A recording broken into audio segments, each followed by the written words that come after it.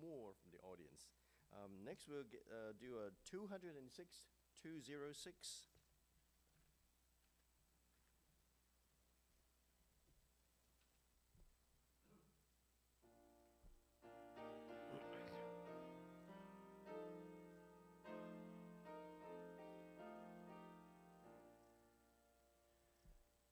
Face to face with Christ my Savior, face to face what will it be?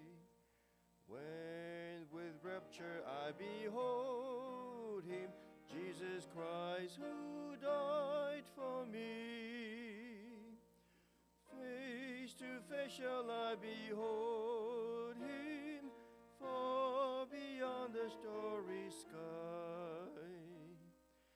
Face to face in all His glory, I shall see Him by and by. Only faintly now I see Him, whether darkening veil between. But a blessed day is coming, when His glory shall be seen. Face to face shall I behold Him, far beyond the starry sky. Face to face in all His glory, I shall see Him by and by. Was rejoicing in His presence when our blessings went in pain. When the crooked ways are painted and the darkness shall be plain.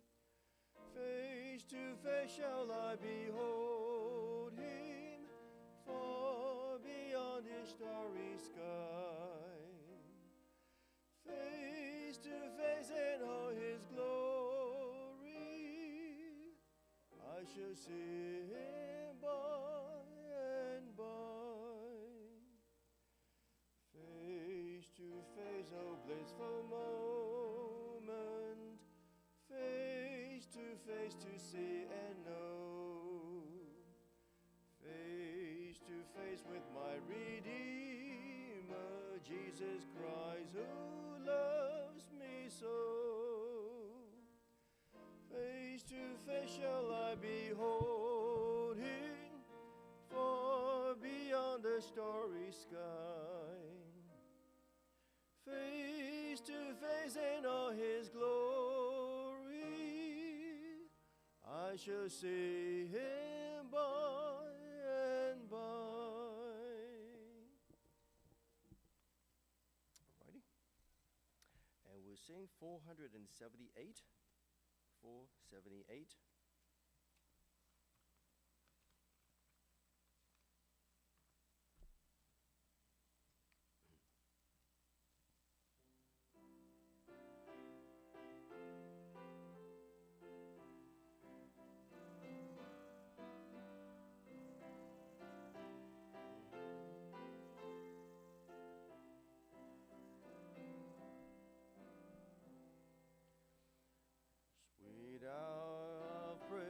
Sweet hour of prayer that calls me from a world of care and bids me at my Father's throne make all my wants and wishes known.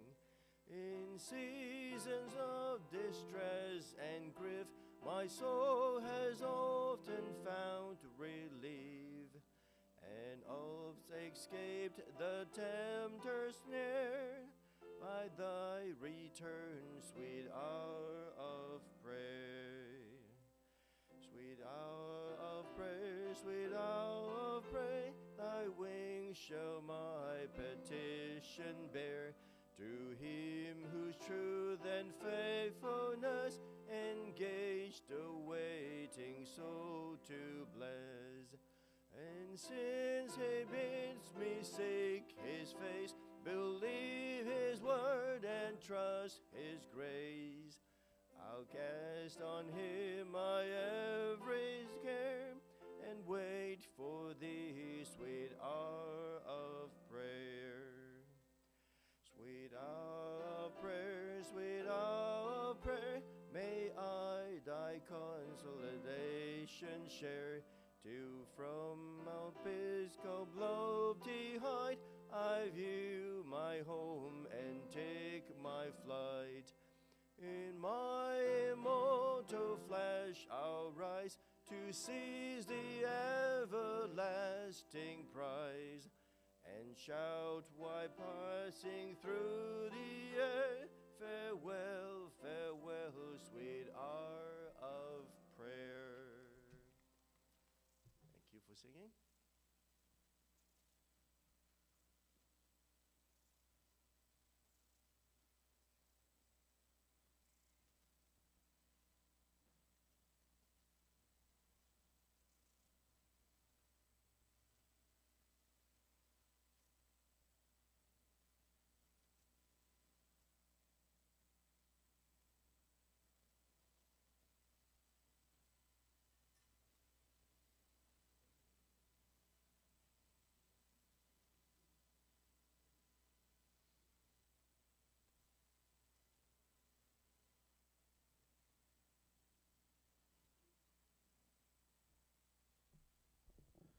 Good morning, everybody. Happy Sabbath.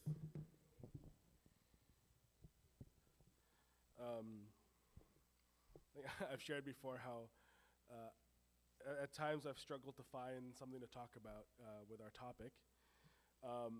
This week is particularly difficult. There wasn't really anything, but I guess I struggled to find any spiritual connection with this with any of the topics available this week. But still, I will share with you about the life of somebody who was born in 1844. This week in 1844, William Henry Illingworth. He was a photographer. Anybody heard of him? I certainly never had. He was born in England. And when he was young, he and his parents moved to Pennsylvania, and that's where he grew up. Well, there and then St. Paul, Minnesota. I think he grew up mostly in St. Paul, Minnesota. And his father operated a jewelry business. He helped out with the business until he was 20 years old, and then he moved to Chicago to study photography, wet plate photography.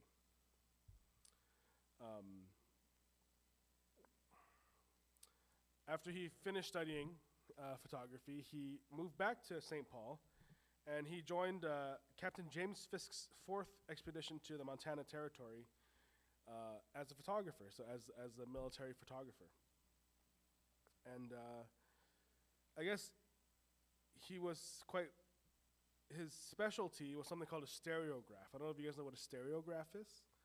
It's, have you ever looked at those 3D pictures where it's two pictures side by side, and you kind of cross your eyes a little bit, and it kind of looks 3D because the pictures have a little bit of variation between them? I guess in that time, they would have had a little device called a stereograph that you would look through that would isolate both pictures, and you could see it 3D. So almost like early like 3D glasses kind of thing, right? So he started a studio that produced these stereographs. And then in 1874, he accompanied, he was selected as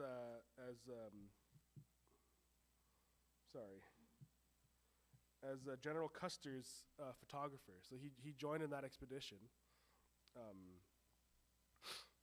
And most of the photos I think we have from at least the most well-known photos from Illingworth are from this expedition.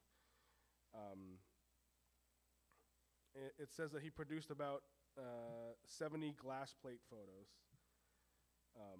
And then there was a little bit of, afterwards, I guess there was some drama about he told the military he couldn't afford to produce some of the photos, but then later they found a different photographic firm selling the full set.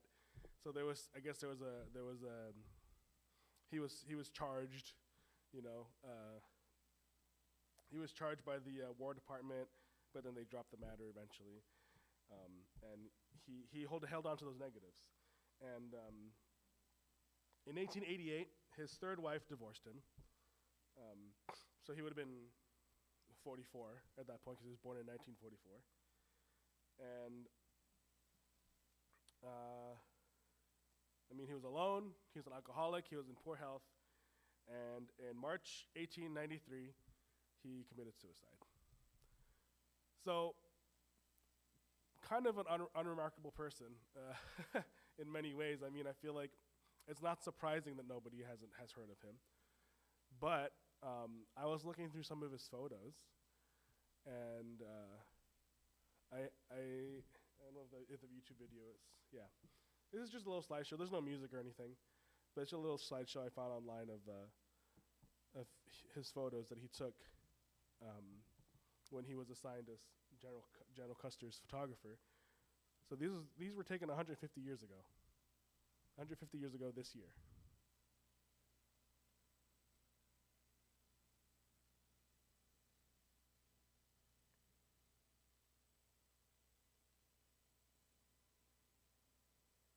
So because of all these photos that they were able to recover from, I guess his son found a bunch of the negatives in the attic or something, and then eventually sold them to a private collector, who then sold them to historical society. So because of a lot of these photos, these are some of the only photos that exist of some of these war camps, military camps, and actually historians really found it helpful because they're able to map out exactly where some of these battles happened and stuff. See, like this photo, you can really see the boundary of the camp. So it's one of the only ways they were able to sort of determine with any historical accuracy how those were set up. And what I found interesting was that these are actually really good photos, I think. Like, I think he's quite skilled. I think they're very well composed. You know, they're very, very visually, like, captured very well. I think, like, some of these are really, really nice photos. I think photos that would probably be in galleries today. Sorry, excuse me, I'm just getting over a cold. And it's unfortunate that he led sort of a unremarkable life. But I guess maybe we can take comfort in the fact that even though sometimes we may feel like our lives may be unremarkable, you know, some of these, look at this is a really cool photo. Some of these, you know, things that maybe he didn't really even consider accomplishments in his life turn out to be quite valuable and interesting and historically significant. Like I said, I couldn't really think of much spiritual connection to draw, but I just thought this was kind of an interesting person I hadn't heard of. And it was cool to see these photos from 150 years ago preserved like this. So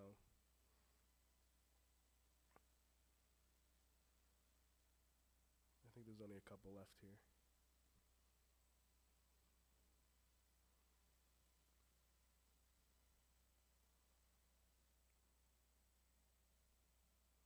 I think the very first one with the bear was really cool, really well composed, and it's cool how they said first bear killed by General Custer. So presumably they killed more, I guess, for food and.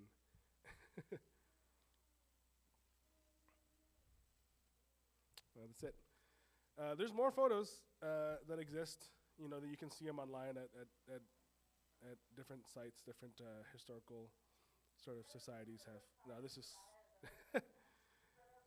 So if you're interested, I mean, I think he was a very skilled photographer with, it's playing out of here.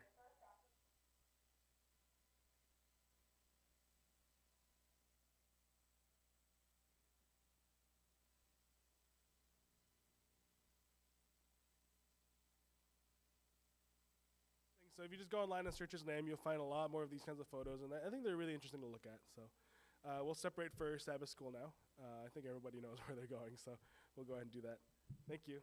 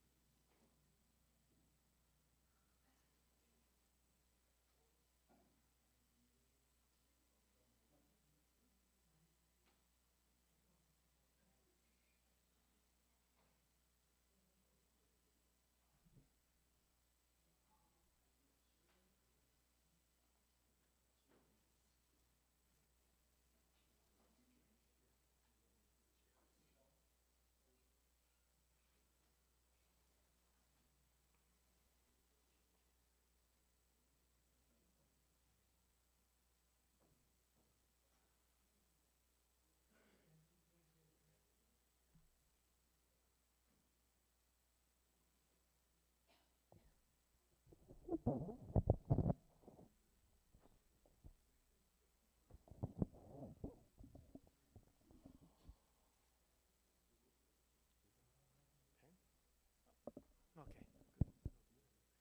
I have.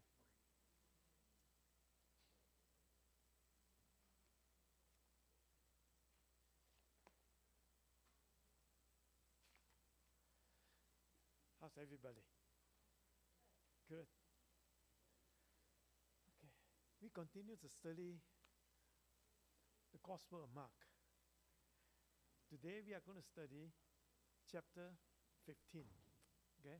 It is about the last day of Jesus on the earth.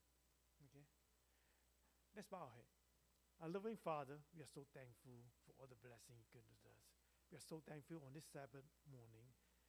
We can gather here together as a church family to study your word, especially through the pen of Mark, to reveal who you are and who Jesus is. At this time, your Holy Spirit with us, impress our heart, that we can understand you more. In Jesus' name we pray. Amen. Okay, it's okay.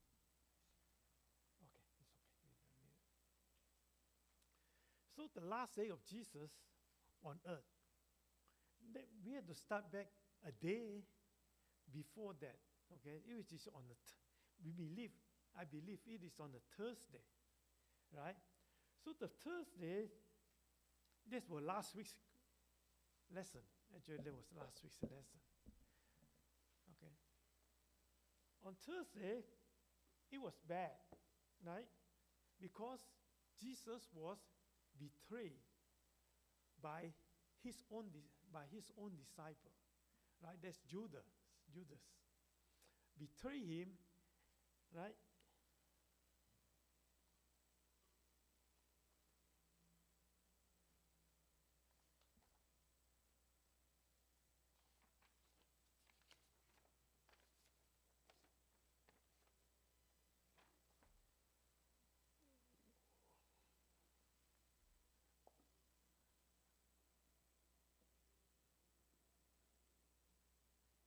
I cannot move.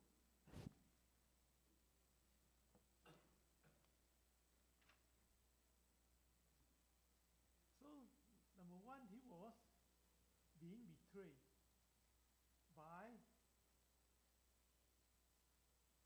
his own disciple, right? After he was betrayed, so Judas got the money, 30 pieces of silver. Then number two, he was arrested.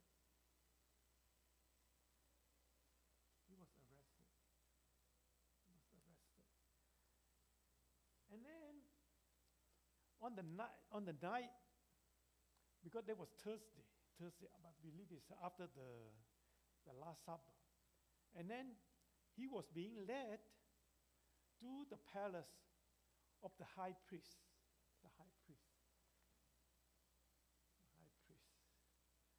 And he was on the trial of who he was. He was on a trial, right? And actually he got through many trials. The first trial was in the high priest place, right? The high priest place, and there was a time at night. It was at night. Immediately after he was arrested, he was led into the trial, right? It was the first trial. That was the high priest.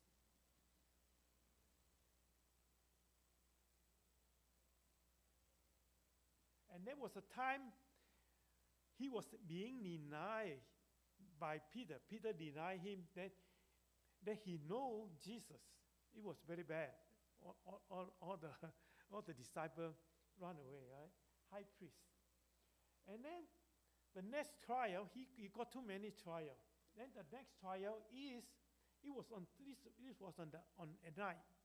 Then the next morning, they let him again into another trial, which is together with the the chief priests and the scribes and the Sanhedrin. Okay? What did he say? And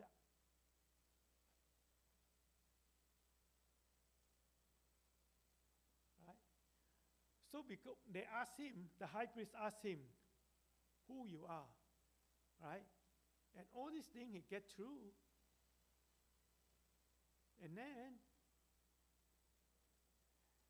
the high priest orders them, accuse him to be blasphemy. Blasphemy, that means you are consider yourself as God. So what was the penalty for that?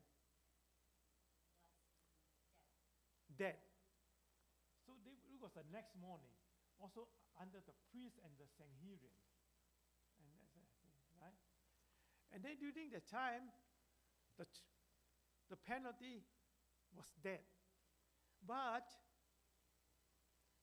the Jews was under the Roman, and they did not have any authority for the penalty of death.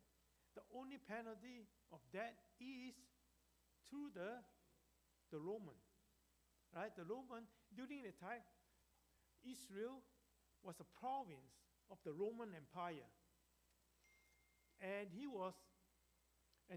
during that time, there was a governor. And then the third trial is Pilate. The Pontius Pilate. So they tied Jesus and led Jesus into Pilate's palace, the governor's palace, right? What happened to that?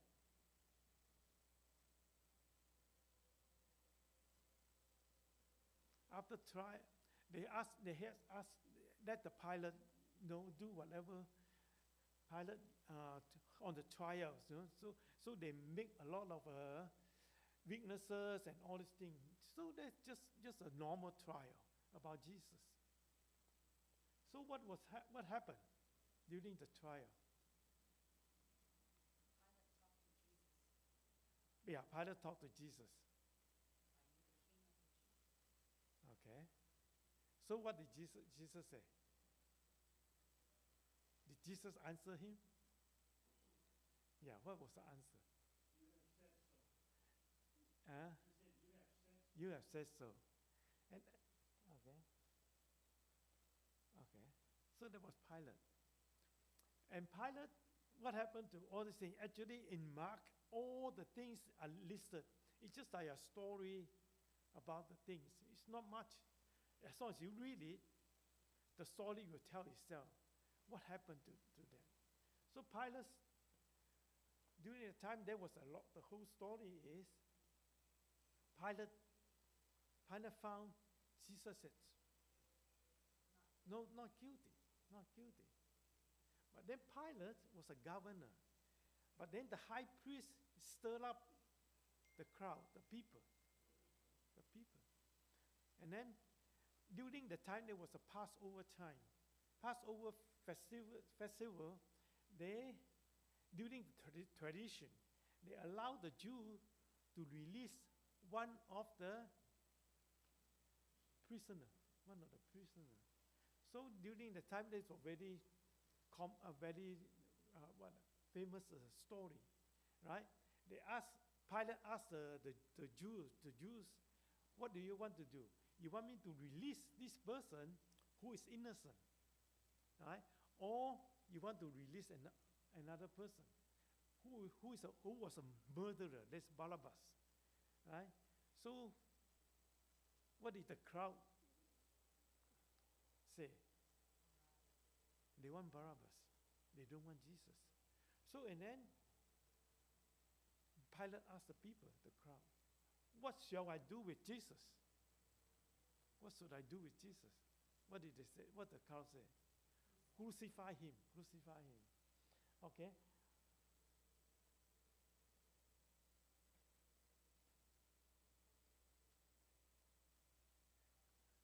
Crucify him. So Pilate actually found him not guilty. But because he was a governor during the time, he has to, let's look at one of the words.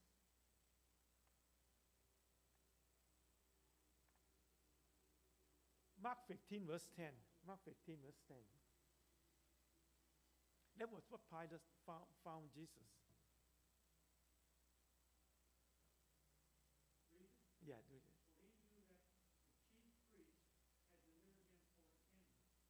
Yeah. Because now, even though they know it, that Pilate found him not guilty, right? But then what happened to the high priest? The high priest, why the high priest want to kill Jesus? Because of envy. Because Jesus was so popular during that time, right? It's more popular than the priest. So the priest is what? They are afraid they are going to lose their job. So we got envy. So they want Pilate to found Jesus guilty and to crucify him. So he stirred up the crowd to say, the crowd to crucify him, crucify him. So Pilate just give up, then let what the people want, to let the people what people want, and crucify him, right? So number 4 is, he said, okay, so he give it to the people and let the Roman soldier to let him away, to be crucified before the crucifixion. What did the Roman soldier did to Jesus? Mocking him and humiliate him, right? And then number 5 is the crucifixion.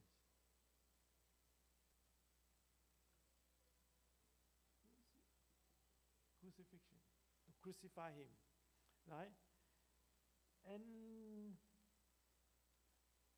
then after the crucifixion, the story was very gruesome, But Mark didn't explain too much, about the crucifixion. It was a very cruel order. And then number 6, when Jesus died, right, during this time, Jesus died. So,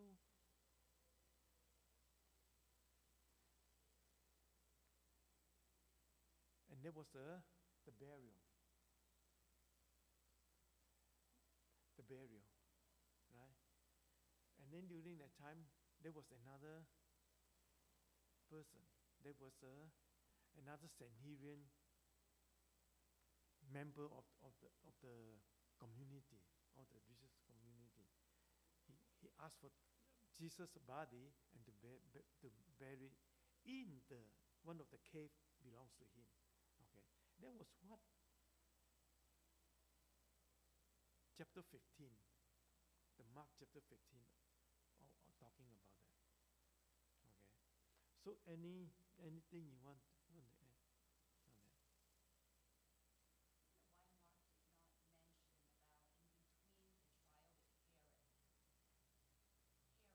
Herod?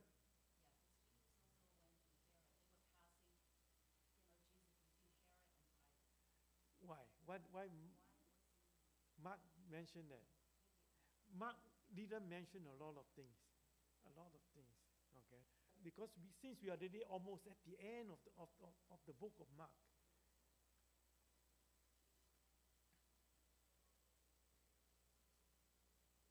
the Gospel of Mark, what was the intended reader of Mark? I think the first 8 chapters tell us who Jesus is. Demon was the one who knows who Jesus was, right? So at the end of the verse, what does it say? Jesus Christ, the Son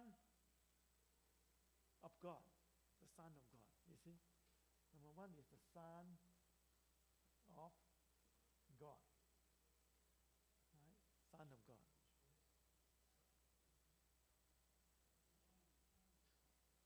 End of verse 1. End of verse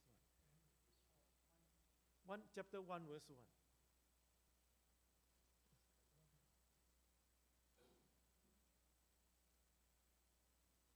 Gospel.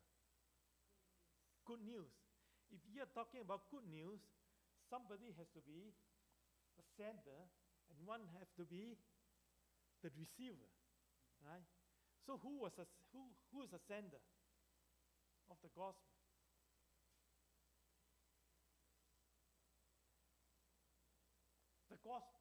The good news is from who to who? From God to who? To humanity, okay? God to humanity.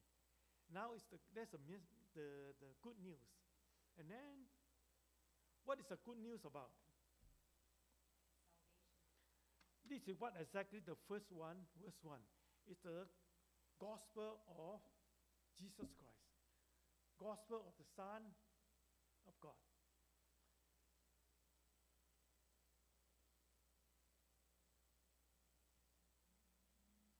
Now, let's look at chapter 14. Mark chapter 14, verse 62, yeah. 62, yeah. This is the Son of God. But during the beginning of the book, Jesus didn't mention that he was the Son of God. He was the Son of God. And he kept it a secret. He asked even asked the people, don't say it. Right? Don't say it. Son of God. And then the first thing he mentioned that he become the Son of God is on chapter 8. In chapter 8,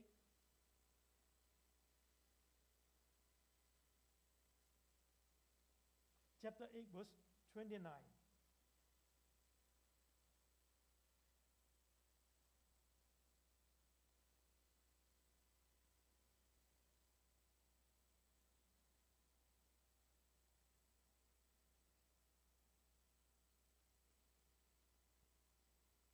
Chapter 8, verse 29.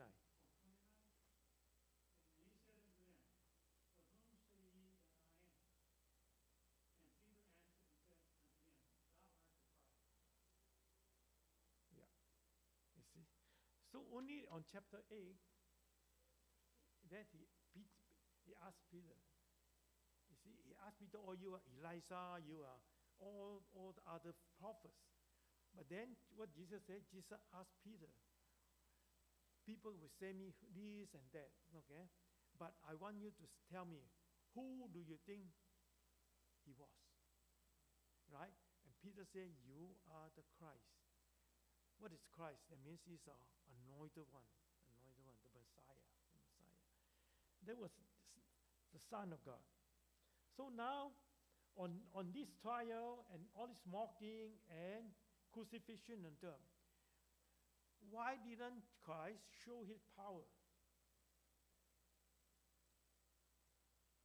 Even people mocking him.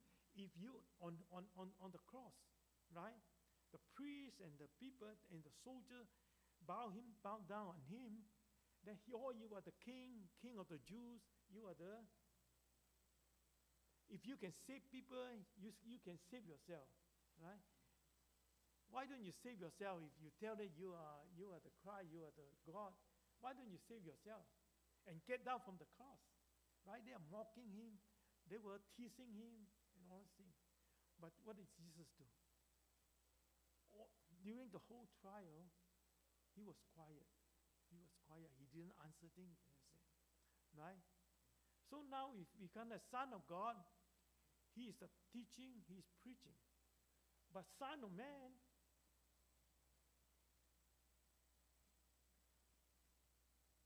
Son of Man, what is his mission? That was his mission as the Son of Man. Let's look at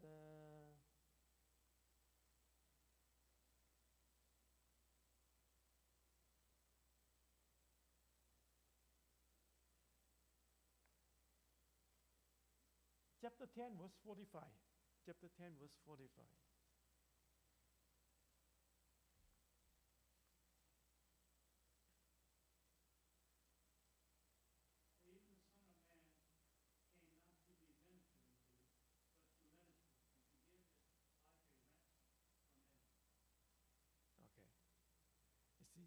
you look at 10:45, that was Jesus' mission. That was Jesus' mission. That was Jesus' mission. You see, so he kept quiet on the whole trial, right? He knows his mission.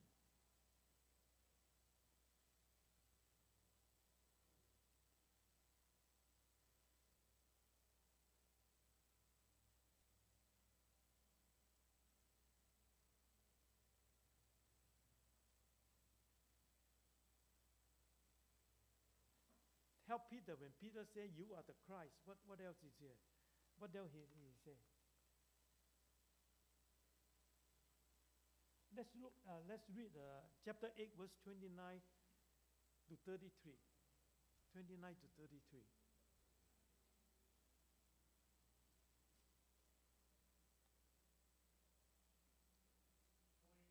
29 to 33.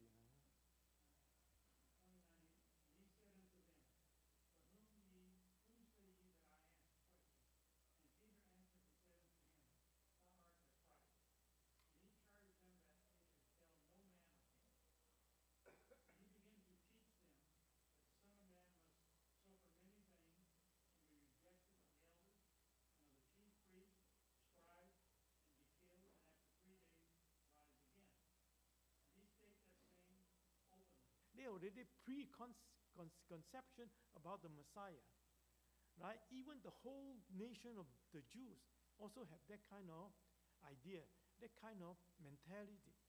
That's why they didn't believe Jesus is the Messiah, right? So when Peter was talking about, and Peter was telling, "Oh, you cannot go through this," and then Jesus was telling Peter, "You are the Satan. You go away." You see?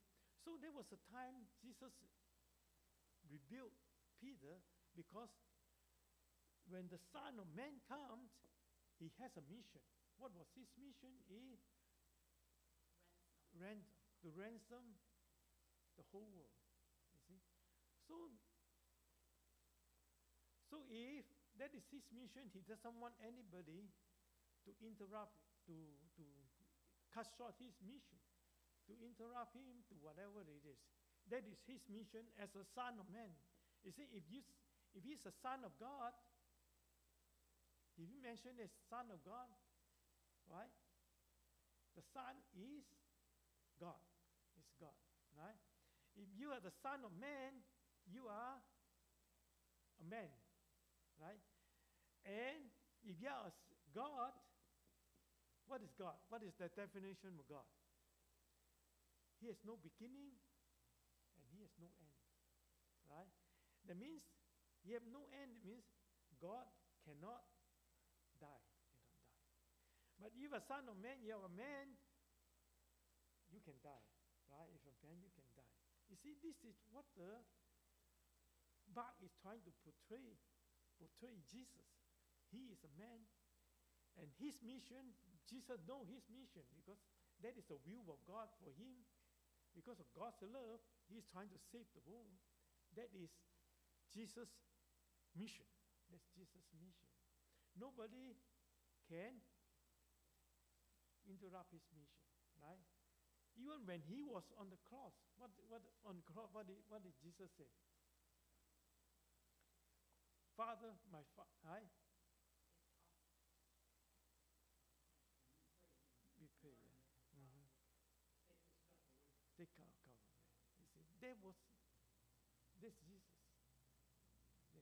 And that is his mission as a Son of Man.